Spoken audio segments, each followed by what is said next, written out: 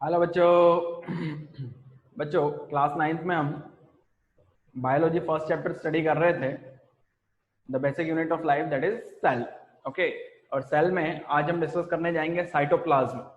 What is cytoplasm? We can say the fluid material, the liquid material of the cell is called cytoplasm. ठीक है बच्चों, cell का जो liquid material है जिसके अंदर क्या क्या प्रेजेंट होगा, the main cytoplasm is made up of two component, cytosol and cell organelles.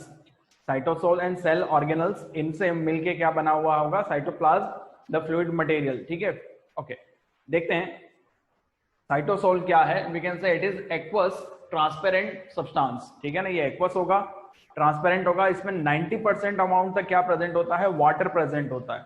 And various cell organelles are present in it, है ना। जितने दूसरे सेल ऑर्गेनल्स हैं वो भी इसी के अंदर प्रेजेंट होंगे। मोस्टली फ्लूइड मटेरियल प्रोवाइड करने का काम कौन करता है? साइटोसोल करेगा। ठीक है, इसको हम इसके अंदर मैट्रिक्स और इंक्लूजन मटेरियल भी प्रेजेंट हैं। इसके अलावा various minerals, various ions, bio जो केमिकल प्रोडक्ट होते हैं जिसमें carbohydrate, protein, fat, vitamin, amino acid, these all are material present in cytosol. ठीक है, नाउ साइटोसोल के अंदर जो फ्लूइड मटेरियल के अंदर जो डिफरेंट नंबर सेकंड जो पार्ट इसका प्रेजेंट होगा that is called cell organelles. Okay, जिस जो मिलकर क्या बनता है? सेल बनता है, और सेल के डिफरेंट फंक्शंस करते हैं। तो डिफरेंट सेल ऑर्गेनल्स में क्या क्या चीजें आती हैं? Endoplasmic reticulum, then ribosome, lysosome, Golgi apparatus, mitochondria, plastid, centrioles, ये सब चीजें मिलेंगी और क्या बनेगा? हमारा सेल ऑर्गेनल्स। ठीक है बच्चों, तो सेल ऑर्गेनल्स में जो हम पहली चीज डिस्कस करने जा रहे हैं आज वो है endoplasmic reticulum. Okay, what is our first thing? Endoplasmic reticulum. तो बच्चों endoplasmic reticulum is the one of the most important cell organelle present in the cell.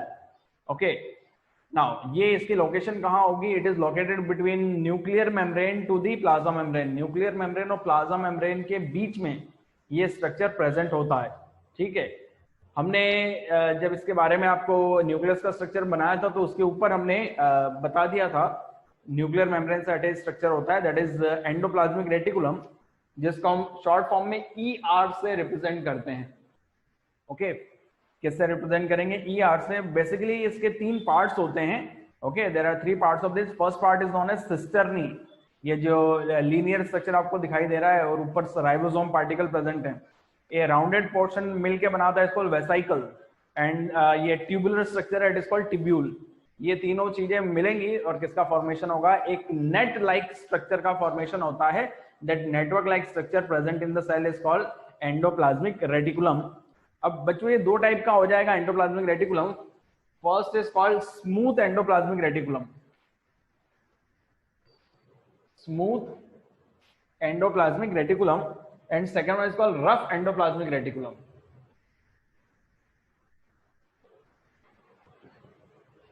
अब क्या डिफरेंस है बच्चों स्मूथ और रफ एंडोप्लाज्मिक रेटिकुलम में? स्मूथ एंडोप्लाज्मिक रेटिकुलम इन्हीं तीन चीजों से मिलकर बना है, cisternae, vesicle and tubules. But rough endoplasmic reticulum में इनके ऊपर ग्रेन्युलर पार्टिकल प्रेजेंट होते हैं दैट इज कॉल्ड राइबोसोम, है ना। कौन से पार्टिकल प्रेजेंट होंगे बच्चों? राइबोसोम। किसके ऊपर प्रेजेंट होंगे? एंडोप्लाज्मिक रेटिकुलम पे। तो वो सरफेस कैसी हो जाएगी? रफ हो जाएगी, और रफ हो जाने की वजह से इसको क्या नाम दिया हमने? रफ एंडोप्लाज्मिक रेटिकुलम नाम दिया है। और यही राइबोसोम आगे चल के प्रोटीन सिंथेसिस में हेल्प करते हैं। तो हम ये कह सकते हैं कि rough endoplasmic reticulum protein synthesis के लिए सरफेस प्रोवाइड करने का काम करेगी। ठीक है, ओके, तो ये तो एक हमने एक इंट्रोडक्टिव पार्ट किया किसका? एंडोप्लाज्मिक रेटिकुलम का, जिसमें हमने बता दिया कि रफ एंडोप्लाज्मिक रेटिकुलम क्या फंक्शन कर रही है। रफ एंडोप्लाज्मिक रेटिकुलम की डिस्कवरी साइंटिस्ट पोर्टर और थॉमसन ने 1945 में की थी। क्या साइंटिस्ट का नाम था? पोर्टर एंड थॉमसन, और ईयर कौन सा था? 1945। ओके, और एंडोप्लाज्मिक रेटिकुलम नेम जो गिवन हुआ, नेम जो दिया गया वो किसने नेम दिया? पोर्टर ने नेम दिया। ये ध्यान रखेंगे इसके नेट लाइक स्ट्रक्चर होने की वजह से, है ना। जो प्रोकैरियोटिक सेल्स है हमारी, है ना, इनमें एंडोप्लाज्मिक रेटिकुलम प्रेजेंट नहीं है, मेम्ब्रेनस स्ट्रक्चर है। ठीक है ना, जो हाईली डेवलप्ड सेल्स हैं यूकैरियोटिक सेल, उनमें ही एंडोप्लाज्मिक रेटिकुलम प्रेजेंट होगा। तो मेनली आपको इसके दो टाइप समझने थे, रफ एंड स्मूथ। ठीक है, रफ का क्या आई मीन रफ के ऊपर क्या है, ग्रेनुलर पार्टिकल्स हैं, दैट इज कॉल्ड राइबोसोम। और स्मूथ में ऐसे कोई ग्रेनुलर पार्टिकल प्रेजेंट नहीं होंगे।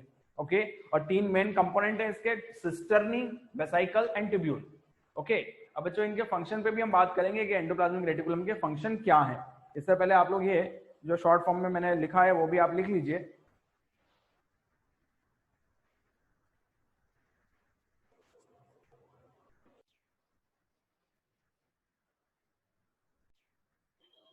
बच्चों इस सेगमेंट में हम नेक्स्ट सेल ऑर्गेनल को डिस्कस करने जा रहे हैं और वो है राइबोसोम। राइबोसोम को की डिस्कवरी का क्रेडिट डिफरेंट साइंटिस्ट को जाता है, बट मेन क्रेडिट जिसको दिया जाता है that is discovered by scientist George Palade in 1955। Animal cell में उसने कुछ ग्रेन्युलर पार्टिकल्स को बताया और नाम दिया ribosome. That's the ribosome is also called Palade particle, है ना, what is that, Palade particle, इसको राइबोसोम का दूसरा नाम भी दिया जाता है।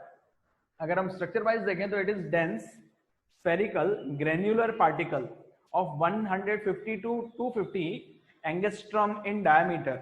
एक नया टर्म आपको सुनने को मिला यहाँ पर, एंगस्ट्रम, है ना। What do you mean by angstrom? 1 angstrom that mean 10 to the power -10 metre. समझ सकते हैं कि मीटर की कितनी 10 टाइम 10 पावर है ना, यानी कि 10 to the power -10 मीटर ये होगा, या 10 to 1 मीटर से कितना छोटा, 10 to the power 10 टाइम छोटा हो जाएगा।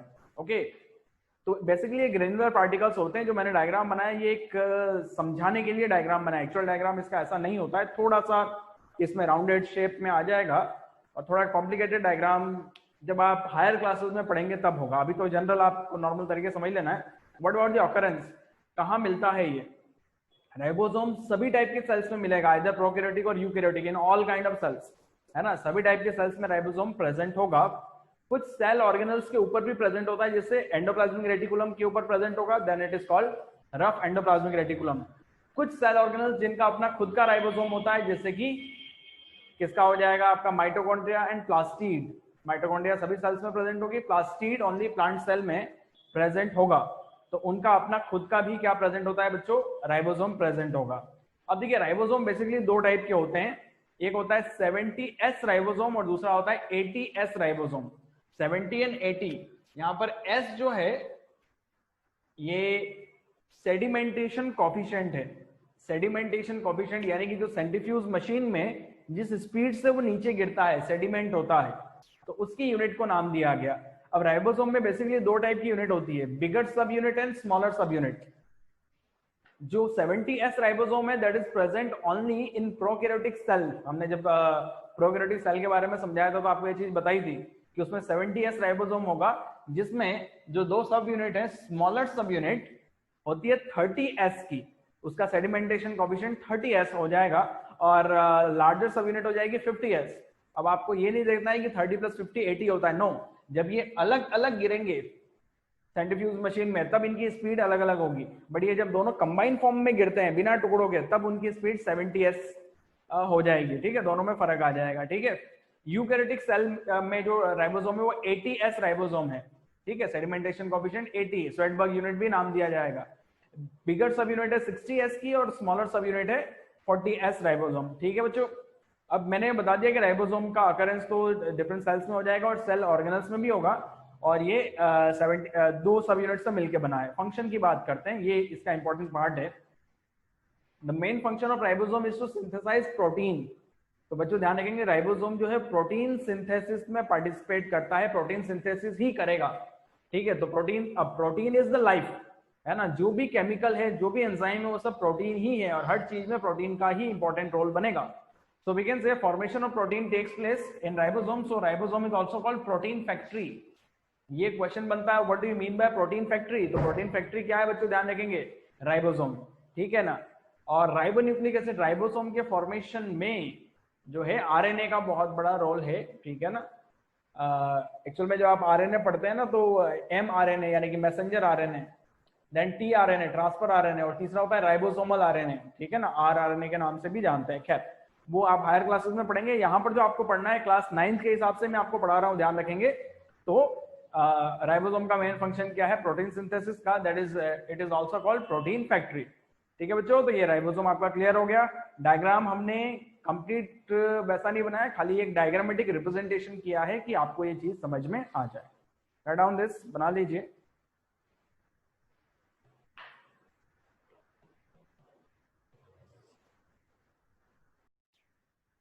हेलो बच्चों, क्लास 9 में हम सेल वाला चैप्टर स्टडी कर रहे थे। आज हम नेक्स्ट सेल ऑर्गेनेल को डिस्कस करने जा रहे हैं, वो है गोल्जी एपरेटस। गोल्जी एपरेटस की को डिस्कस किया हमने बीच बीच में, आज उसी पे डिटेलिंग करने जा रहे हैं। It was discovered by scientist Camillo Golgi in 1898। याद रखेंगे साइंटिस्ट का क्या नाम है, कैमिलियो गोल्जी। कौन से ईयर में डिस्कवर किया, 1898 में। व्हाट अबाउट इस ऑकरेंस, कहाँ मिलता है ये?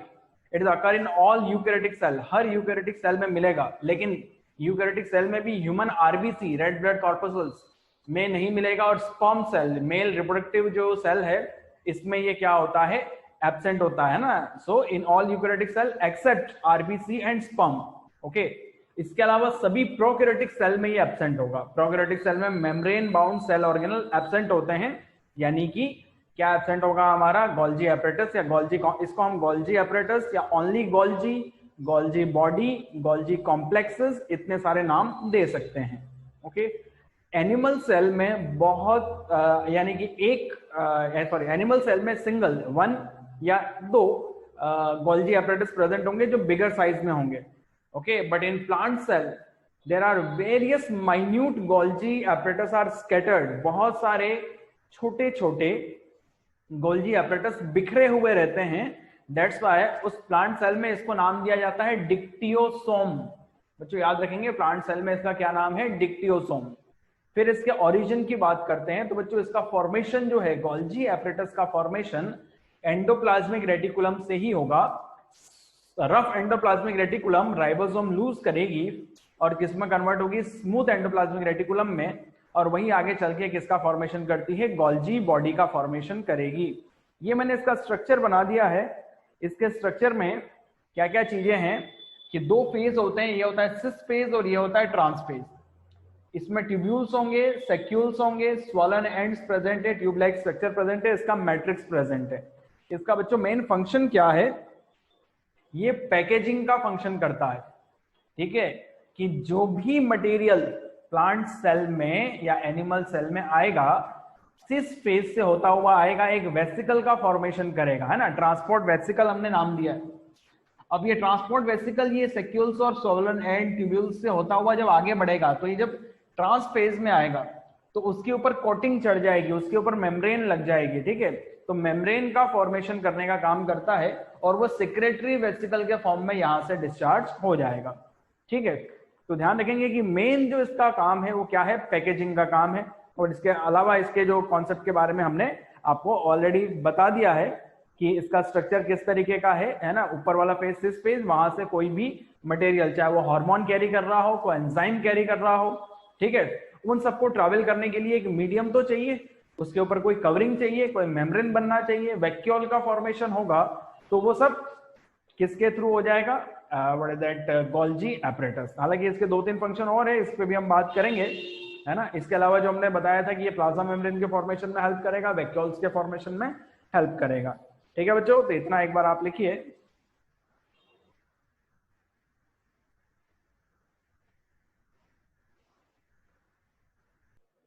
बच्चों अब इसके फंक्शन पे आते हैं, गोल्जी एपरेटस के क्या क्या फंक्शन है। तो पहला फंक्शन आता है packaging of material. Packaging of material that mean मैंने पहले ही बता दिया था कि 2 फेज हैं, सिस फेज एंड ट्रांस फेज। ठीक है बच्चों, सिस फेज से क्या होगा कि जिस भी मटेरियल को हमको पैक करना है, अभी क्या क्या हो सकता है, कोई प्रोटीन है, लिपिड है, ठीक है ना, लाइपोप्रोटीन है, एंजाइम्स हैं, इसके अलावा और क्या क्या हम सोच सकते हैं, इसमें म्यूकस है, पिगमेंट्स हैं, हॉर्मोन्स हैं, ठीक है ना, क्या बता दिया, प्रोटीन, एंजाइम्स, लाइपोप्रोटीन, ठीक है ना, पिगमेंट्स, एंजाइम्स, हॉर्मोन्स, इन सबको क्या कर इनके मूवमेंट के लिए इनकी पैकिंग जरूरी है। जब तक ये पैकिंग नहीं होगा ये इंटरमिक्स होते जाएंगे। तो ये सब जितने भी मटेरियल है सिस फेज से अंदर की तरफ जाएंगे ट्रांसपोर्ट वेसिकल के थ्रू, और इसके अंदर मेम्ब्रेन चढ़ाना, उसके ऊपर कवरिंग चढ़ाने का काम कौन करता है, एंडोप्लाज्मिक रेटिकुलम और यहाँ पे सिक्रेटरी वेसिकल के थ्रू जब ये आएगा तो इसके ऊपर मेम्ब्रेन की पैकिंग हो जाएगी, रैपिंग हो जाएगी, पैकिंग हो जाएगी। तो पहले ये मटेरियल को कलेक्ट करेगा, उसकी सॉर्टिंग करेगा, उसको अरेंज करेगा सीक्वेंस में, फिर उसकी रैपिंग करेगा, यानी कि उसके ऊपर क्या करेगा, मेम्ब्रेन की कवरिंग चढ़ाएगा, और फाइनली जहां पर भी ट्रांसपोर्ट करना है वहां पे उसको ट्रांसपोर्ट कर देगा। ठीक है बच्चों, तो इतने सारे रोल हो गए इसके। सेकंड इसका रोल है सिंथेसिस ऑफ सेल ऑर्गेनल्स। अब ये कौन से सेल ऑर्गेनल्स के सिंथेसिस में हेल्प करेगा? ये सेल वॉल के फॉर्मेशन में हेल्प करेगा, प्लाज्मा मेम्ब्रेन बनाएगा, लाइसोसोम बनाएगा। आगे हम लाइसोसोम को स्टडी करेंगे, बाकी दो चीजें हम पहले स्टडी कर चुके हैं। लाइसोसोम जस्ट एक पाउच लाइक स्ट्रक्चर है जो किसी भी मटेरियल को कैरी करने का काम करता है, ठीक है, या जो एंजाइम्स को कैरी करता है, जो डाइजेस्टिव एंजाइम्स हैं। तो ऑब्वियसली ये पैकिंग का ही काम कर रहा है, तो इन सब ऑर्गेन्स के फॉर्मेशन में हेल्प करेगा। तीसरा फंक्शन है acrosome formation in animal sperm. Sperm are the reproductive cell, जो रिप्रोडक्शन में यूज में आते हैं, किसमें? Only in male, okay, that are called sperm. Sperm का अगर हम स्ट्रक्चर देखें तो सबसे पहले ये आगे की तरफ उसका हेड वाला पोर्शन होता है इस तरीके से, और पीछे उसकी टेल निकली हुई रहती है, इसका न्यूक्लियस। और ये जो आगे वाला स्ट्रक्चर है न्यूक्लियस के पास, इट इज कॉल्ड एक्रोसोम। ठीक है बच्चों, क्या नाम दिया इसको? एक्रोसोम। ये टेल हो गया, ये इसका हेड, और ये न्यूक्लियस। तो हेड वाले रीजन में जो आगे वाला स्ट्रक्चर है बच्चों, उसका क्या नाम है? एक्रोसोम। तो एक्रोसोम के फॉर्मेशन में किसका रोल है यहाँ पे ध्यान रखेंगे? गोल्जी कॉम्प्लेक्स का, ठीक है ना, बहुत इंपॉर्टेंट रोल प्ले करेगा।